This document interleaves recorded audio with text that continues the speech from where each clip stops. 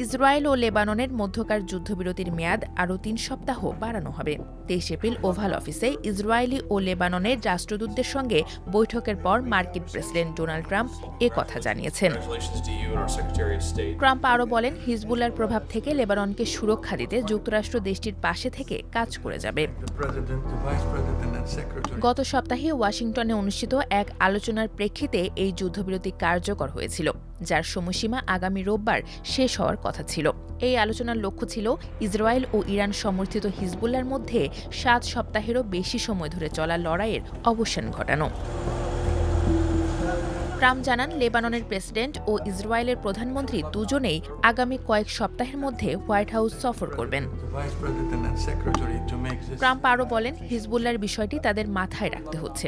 পরিস্থিতি স্বাভাবিক করতে আমরা লেবাননের সঙ্গে একযোগে কাজ করতে যাচ্ছি। তবে হিজবুল্লাহ ও ইসরায়েলের উভয় পক্ষই একে অন্যের বিরুদ্ধে যুদ্ধবিরতি চুক্তি লঙ্ঘনের অভিযোগ তুলেছে। ২৩ এপ্রিল সন্ধ্যায় ওয়াশিংটনে যখন আলোচনার প্রস্তুতি চলছিল, ঠিক তখনই হিজবুল্লাহ জানায় তারা উত্তর ইসরায়েলে রকেট হামলা চালিয়েছে।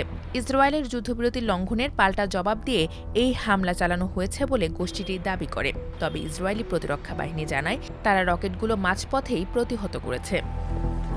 এর আগে ২২ এপ্রিল দক্ষিণ লেবাননে ইসরায়েলি বিমান হামলায় একজন সাংবাদিক নিহত এবং অন্য একজন আহত হওয়ার পর লেবানন ইসরায়েলের বিরুদ্ধে যুদ্ধাপরাধের অভিযোগ আনে।